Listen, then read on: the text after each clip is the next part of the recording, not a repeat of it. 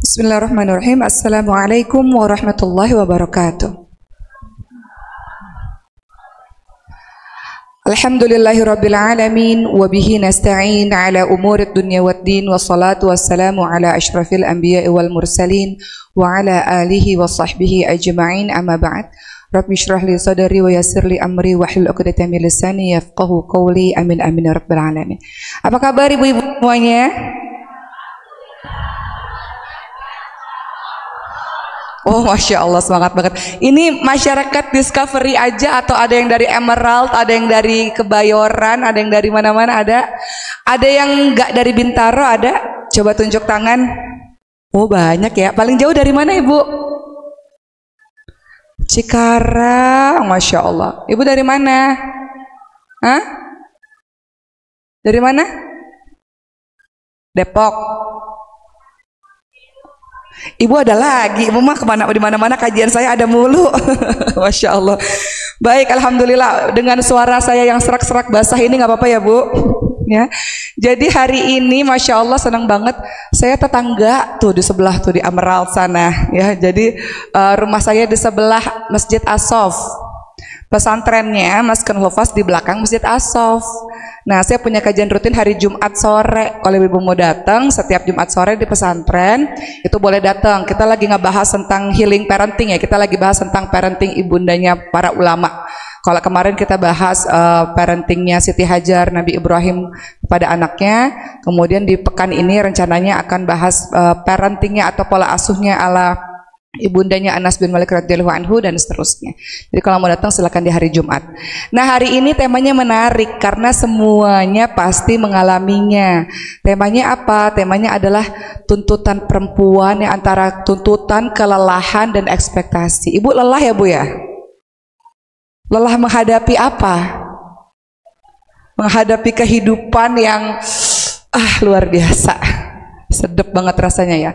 Dalam surah Al-Baqarah ayat buka dulu ya Bu, 155 kayaknya, coba kita lihat. A'udzubillahi minasyaitonirrajim wa lanabluwannakum bisyai'in minal khaufi wal ju'i wa naqsin minal amwali wal anfusi wat thamarat wa basyyiris sabirin. Al-Baqarah ayat ke 155, benar nggak kita cek? Ya, benar. Iya. Dalam surah Al-Baqarah 155 Allah Subhanahu wa taala berfirman, "A'udzubillahi minasyaitonirrajim wa lanabluwannakum bisyai'in minal khaufi wal ju'i wa naqsin minal amwali wal anfusi wat thamarat wa basyyiris sabirin." Dalam kehidupan kita semua Allah pasti akan menguji kita. Menguji dalam hal apa? Menguji dalam hal ketakutan. Dalam hidup kita, berpuluh-puluh tahun kita hidup pasti ada ujian berupa ketakutan. Ibu pernah takut? Takut terhadap apa? Takut nggak bisa mendidik anak, takut suami mengkhianati, takut berantem sama mertua, takut berantem sama keluarga suami, takut nggak punya duit. Paling sering nih kayaknya nih takut nggak punya duit nih, dan takut-takut lainnya. Jadi Allah menguji kita dalam keadaan takut, minal khauf wal ju'. Kadang-kadang Allah uji dengan kelaparan, kekurangan harta. Ibu kelihatannya aja terang benderang, padahal kekurangan hartanya banyak juga Bu ya. Cicilan banyak gak cicilan? Kekurangan harta, kekurangan jiwa. Kekurangan jiwa itu apa? Ada dalam kehidupan kita. Allah uji dengan kematian seseorang yang kita cintai. Kekurangan buah-buahan, dan beritakan kabar gembira untuk orang-orang yang sabar. Jadi kuncinya adalah sabar dalam menghadapi berbagai macam ujian kehidupan. Bicaranya sih enak ya Bu, kayaknya gampang banget bicara, tapi dalam pelaksanaannya luar biasa. Sabar, yaitu siapa orang-orang yang sabar? Ayat tersebut melanjutkan, yaitu orang-orang yang ketika ditimpa ujian musibah, maka dia mengatakan innalillahi wa inna ilaihi raji'un. Ini awal ayat yang saya buka, yang saya sampaikan di awal ceramah ini. Karena ini ayat pegangan dalam kehidupan saya. Kalau terjadi apa-apa, ya iya ya. Masa kalau dalam kehidupan takdir bahagia kita terima, takdir sedih kita nggak terima. Kehidupan kan seperti roda yang berputar ya Bu ya. Hari ini di atas, besok di bawah, besok di bawah, besok di atas. Hari ini ketawa, besok pasti nangis. Hari ini nangis, besok pasti ketawa. Ibu-ibu yang sekarang lagi happy-happy, waspada ya, ntar lagi nangis, ntar lagi. Jadi kalau ngerasa aku badanku sehat, anakku sukses, suamiku baik, rumahku bagus, kendaraanku bagus, aku bisa ngaji dengan tenang, bahagia hidupku, tenang, bentar lagi nangis. Nah, bentar lagi siap-siap ya, siap-siap, siap-siap. Saya pernah tuh curhat dikit boleh ya Bu ya? Kita kan gak serius-serius banget, terngantuk lagi pagi-pagi. Saya pernah ngalamin itu, kok saya hidupnya kayaknya baik terus gitu. Terus dalam hati saya, tapi ini kata para ulama, kalau kehidupannya udah baik-baik terus, siap-siap nih, siap-siap, bentar lagi nangis. Jadi saya nunggu, apa ya Allah, bentar lagi apa nih, ada apa nih gitu. Taunya ketika nunggu-nunggu, ternyata pada saat itu Allah uji di saat itu, hamil saya lancar, tenang. Masa COVID kan di rumah terus tuh, sehat ya, makan makanan yang baik. Tiba-tiba ketika lahir anaknya nggak nangis, anaknya nggak bergerak, masuk ke NICU, selangnya banyak dan sebagainya. Intinya anak saya Allah takdirkan alhamdulillah ala kulli hal kelainan langka yang namanya adalah sindrom Prader-Willi. Sindrom yang dimana dia memiliki otot-otot yang lemah, kemudian dia kalau nggak diterapi dia nggak bertumbuh. Makanya anak saya namanya Sulaiman, sekarang umurnya mau 5 tahun, doain ya Bu, semoga sehat. Itu harus disuntik tiap hari dengan growth hormone atau hormon pertumbuhan, seperti suntik insulin, supaya dia tumbuh. Kalau enggak ntar kakinya kecil, tangannya kecil, dia nggak numbuh gitu. Kalau manusia pada umumnya, mereka punya produksi hormon sendiri, growth hormon sendiri. Nah pada saat itu, oh ini ujiannya, oke. Nangis dulu, nangis boleh nggak? Boleh lah. Manusia biasa emang robot ya Bu, nggak boleh nangis. Jadi saya nangis tuh 7 hari Bu. Setelah nangis 7 hari, saya lap air mata saya. Nangis tidak menyelesaikan permasalahan. Nangis kelamaan maksudnya. Kalau nangis bentar boleh, tapi kalau kelamaan nih anak nih butuh ibu yang kuat, butuh ibu yang semangat, butuh ibu yang bergerak gitu. Nggak boleh diam terus. Kalau diam terus anaknya jadi sakit-sakitan terus. Jadi ibu harus sehat, ibu harus bahagia, ibu harus kuat, ibu harus semangat, ibu harus waras. Waras ya Bu, untuk anak-anak kita insya Allah. Nasihat untuk diri sendiri sebenarnya.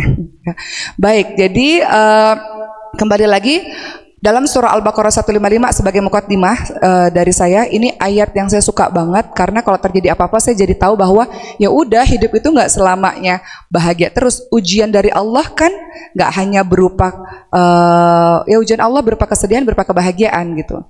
Kalau ujian kebahagiaan kita terima, menurut Ibu kesehatan itu ujian nggak Bu? Kekayaan ujian nggak? Popularitas ujian nggak? Ujian. Segala jabatan ujian nggak? Ujian. Kalau dengan itu kita kufur nikmat, itu menjadi ujian. Jadi bahagia itu ujian, sedih itu juga bagian dari ujian. Dan Allah Subhanahu Wa Taala sudah mengingatkan pasti terjadi dalam kehidupan manusia adalah. Ntar Bu, saya mau live dulu Bu, biar yang di mana-mana bisa dengar ceramahnya. Adalah bahwa meyakini bahwa dalam kehidupan gak ada tuh orang-orang yang bahagia terus. Ibu-ibu jangan terlena ketika ngeliat Instagram orang bahagia banget hidupnya, ya Bu. Kayaknya ngeliat Instagram orang sempurna banget, ya Allah hidupnya, ya Allah, Masya Allah, semuanya sempurna, apalah daya hidupku ini begini. Jadi kita mulai banding-bandingin. Padahal mereka telah mengedit dan memfilter foto-foto dan video itu, ya Bu. Jadi kelihatannya yang indah-indah aja. Ya nggak Bu? Ibu juga gitu kan? Ibu posting yang happy-happy aja kan? Lagi huru hara sama suami Ibu posting nggak? Enggak kan? Lagi nangis seorang diri posting nggak? Enggak kan? Terseduh-seduh nangis terus diposting, aku lagi sedih, enggak kan? Sama orang-orang lain juga begitu. Jadi ibu-ibu jangan, sebagian ibu-ibu mengatakan aku nggak bisa punya sosmed, aku iri katanya, iri aku. Ngelihat suami orang lain baik banget, romantis banget, ngelihat kehidupan orang lain kok kayaknya nggak pernah susah gitu. Mereka melihat suami orang lain kok nggak seperti suami aku. Hati-hati ya Bu, rumput tetangga lebih hijau. Selalu begitu. Kadang-kadang kita lupa ada rumput sintetis. Ibu tahu nggak ada rumput sintetis? Nggak se-original yang kita bayangkan gitu, ya nggak sebegitulah ya. Jadi itu muqaddimah aja. Jadi balik lagi, kalau terjadi apa-apa ingat tuh Al-Baqarah tuh kunci tuh. Iya ya, dalam kehidupan Allah uji dengan takut. Iya ya, dalam kehidupan Allah uji dengan kekurangan harta, kekurangan jiwa, kekurangan buah. Tapi kata Allah sabar. Sabar itu yang gimana? Ayat itu dilanjutkan dengan kalau tertimpa sesuatu dia katakan inna lillahi wa inna ilaihi raji'un. Kalau kata Bunda Maya di sosmed, melepaskan kemelekatan tuh bahasa beliau tuh. Pernah lihat nggak Bu sosmed Bu? Kayaknya orang Indonesia pengguna sosmed semua deh. Melepaskan kemelekatan itu adalah innalillahi wa inna ilaihi rajiun. Melepaskan kemelekatan itu maksudnya apa sih? Ya udah, semuanya punya Allah dan akan kembali kepada Allah. Itu kunci yang paling utama dulu tuh, supaya kita ridha terhadap apapun yang terjadi pada diri kita. Memangnya itu punya ibu, memangnya rumah itu punya ibu-ibu semua, memangnya anak-anak punya ibu-ibu semua, memangnya suami punya ibu-ibu semua, memangnya badan kita punya kita sendiri. Enggak. Saya selalu menganalogikan ini, kalau misalnya orang yang sering ikut kajian saya pasti tahu banget nih kata-kata ini, sering banget saya ulang-ulang. Tukang parkir itu nggak pernah marah mobilnya diambil, motornya diambil nggak marah. Kenapa, Bu? Kan bukan punya saya cuma dititipin. Nih di depan masjid ada motor orang, ada motor yang hilang. Nih ibu marah atau enggak? Ntar dulu, motor siapa dulu nih? Kalau motor saya marah gitu ya. Kenapa ada orang yang ridha terhadap sesuatu yang hilang dari dirinya? Karena dia tahu itu bukan punya dia. Kita kan seorang hamba yang dititipin. Apapun yang ada dalam kehidupan kita, gak ada yang punya kita. Bahkan badan ini bukan punya kita. Jadi kalau pemiliknya sewaktu-waktu mau ambil, kira-kira berhak marah nggak ibu-ibu sekalian? Kenapa orang bisa marah-marah? Karena merasa itu punya saya, nggak boleh diambil. Sebaliknya yang seharusnya dilakukan, ini nasihat buat saya, susah ya Bu, ngomong itu gampang, melaksananya susah, adalah tahu bahwa nggak ada satupun yang punya kita. Jadi kapanpun yang Allah mau ambil apapun itu yang menjadi milik Allah, ya udah, tinggal bilang sama Allah, ya Allah kasih saya ridha. Ibu tahu ridha nggak? Ridha itu nggak ada rasa sakit sama sekali. Tingkatan manusia dalam menghadapi ujian pertama adalah marah. Ini sebelum ngebahas tentang tuntutan wanita dan segala macam, saya mau ngasih tahu kepada kita semua supaya kita sadar kita ini posisinya di mana sih. Ibu-ibu kalau lagi dikasih ujian sama Allah, tingkatan orang itu yang pertama itu dia marah. Kenapa harus saya? Kan saya udah jadi istri yang baik, kan saya sudah jadi ibu yang baik, saya sudah belajar agama, saya sudah sholat, saya sudah puasa. Kenapa ini terjadi sama saya ya Allah? Marah sama Allah. Pernah nggak marah sama Allah? Atau marah sama keadaan? Pernah nggak, jujur Bu? Kenapa ya Allah? Kenapa harus saya ya Allah? Saya selama ini jadi orang baik kok. Kenapa harus saya yang kena? Kenapa harus ini ditakdirkan kepada saya? Kalau saya marah nih Bu, misalnya, alhamdulillah saat itu nggak marah ya. Tapi kalau marah nih kira-kira begini bunyinya. Kenapa ya Allah? Kenapa harus anak saya yang Engkau kasih sindrom ini ya Allah? Gitu. Saya bergabung di komunitas ibu-ibu kelainan langka dan itu sering banget saya dengar karena saya mewawancarai mereka. Sebenarnya saya mewawancarai mereka supaya menguatkan diri saya gitu ya Bu ya. Kita kan cari orang yang senasib sepenanggungan ya Bu ya. Makanya ada komunitas ya kan. Komunitas ibu-ibu kelainan langka. Nah mereka cerita di awal-awal marah, nggak terima. Kenapa ya Allah? Bahkan ada beberapa ibu yang ingin buang anaknya kan, beberapa orang begitu. Kenapa ya Allah? Kenapa harus saya?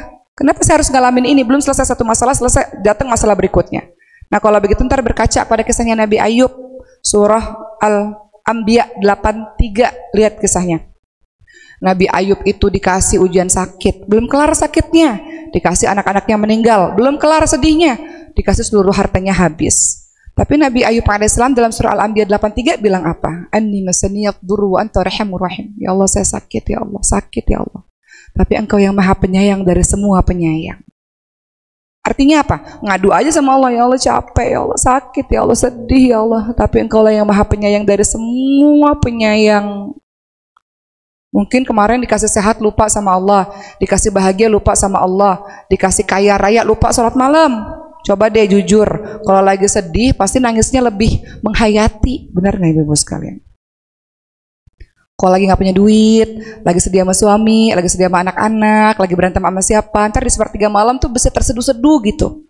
Coba kalau lagi kaya, lagi sehat, lagi semuanya baik-baik aja, ya udah sholat aja gitu, nggak ada tuh air mata yang ngalir. Nah kadang-kadang Allah rindu, mana nih air matanya nggak ngalir-ngalir nih, nggak ngerintih-ngerintih lagi nih. Padahal Allah datang setiap saat di sepertiga malam terakhir, Allah turun ke langit dunia. Allah nunggu, mana nih? Karena kita happy, kita lupa. Giliran kita sedih, kita datang. Makanya Allah kasih sedih aja, biar datang lagi, biar nangis lagi, biar merintih lagi, gitu. Jadi balik lagi, ujian kehidupan manusia, cara menyikapinya, ada orang yang marah-marah. Allah nggak adil. Kenapa harus saya? Saya udah berusaha yang terbaik yang saya bisa. Kenapa harus saya yang ngalamin ini? Lupa kalau ibu-ibu berobat ke dokter. Dokter ngasih obat rasanya manis apa pahit, Bu? Ada nggak dokter ngasih rasanya manis gitu? Enggak, dokter ngasih obat rasanya pahit saat itu. Tapi setelah itu jadi sembuh. Jadi baik-baik aja setelah itu. Sama Allah juga begitu. Allah kasih pahit dulu. Kadang-kadang nih otak manusia nih nggak nyampe. Tapi ada satu titik di mana, makasih ya Allah udah ngalamin ini semua. Ada satu titik nanti di mana dia akan mengatakan hal itu. Tapi harus melewati fase ini dulu. Tingkatan manusia berikutnya ada sabar. Ayat ini mengatakan sabar. Sabar itu apa? Mampu melakukan sesuatu tapi dia tahan. Sabar. Basyirus sabirin, beritakan kabar gembira untuk orang-orang yang sabar. Orang-orang yang sabar dalam surah Az-Zumar ayat 10 kalau saya nggak salah, nanti dicek lagi. Pahala tiada batas. Unlimited pahala sabar. Makanya nanti di hari akhir malaikat-malaikat menyambut orang-orang sabar dengan salamun alaikum bima sabartum. Kasih salam buat orang-orang yang sabar.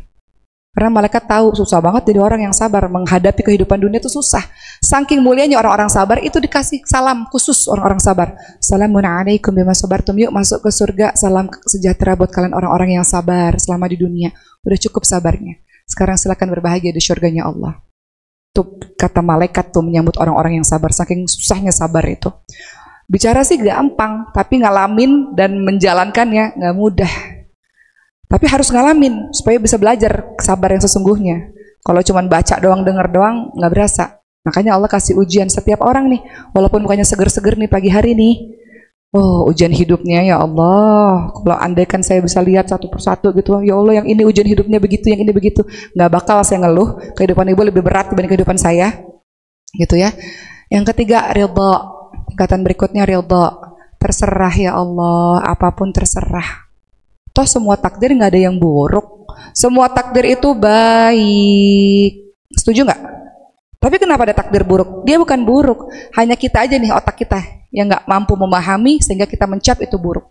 Nggak ada takdir yang buruk. Semua takdir adalah baik. Al-Baqarah 216 itu ayat andalan saya juga. Wa 'asa an takrahu syai'an wa huwa khairul lakum wa 'asa an tuhibbu syai'an wa huwa syarrul lakum wallahu ya'lamu wa antum la ta'lamun. Boleh jadi apa yang kamu tidak suka itulah yang terbaik buat kamu. Gak mau ya Allah, gak suka. Kenapa harus begini? Itu yang terbaik buat kamu. Dari situ belajar sabar, belajar tangguh, belajar rendah hati. Saya pernah Bu curhat lagi ya Bu. Kayaknya selama karir, saya berkarir itu 2008 Bu main film. Dipuja-puji setinggi langit. Tiba-tiba dari seluruh perjalanan tahun tiba-tiba 2016.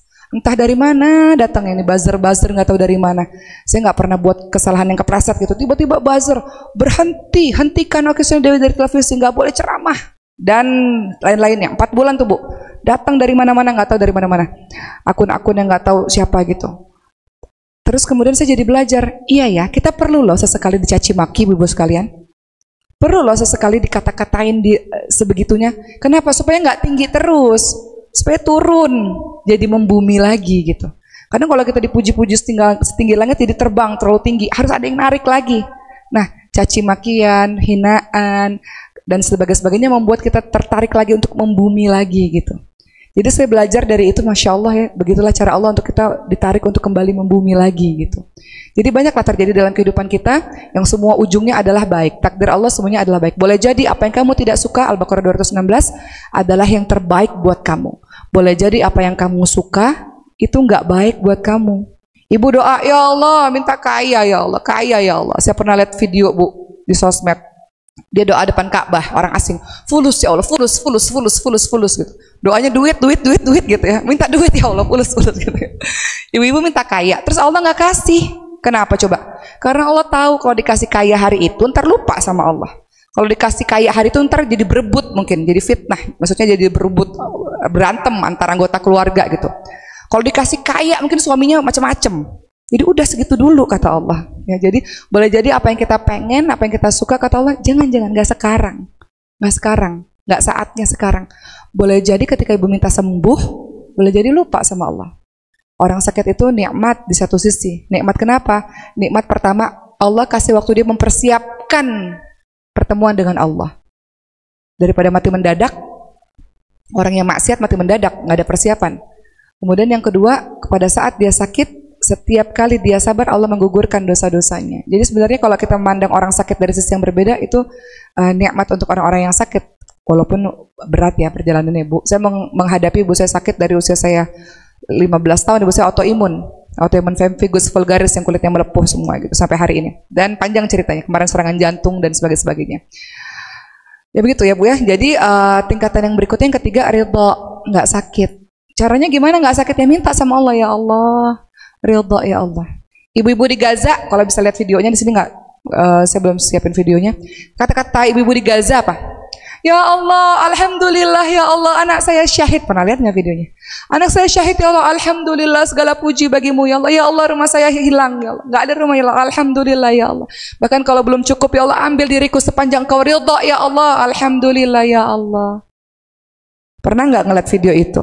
Banyak loh orang-orang tertarik kepada Islam ketika melihat kok bisa ya orang setangguh itu dikasih ujian malah alhamdulillah.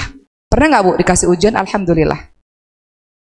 Segala puji bagimu ya Allah, alhamdulillah. Makanya kalau orang sedih, kata Rasulullah bilangnya alhamdulillah ala kulli hal.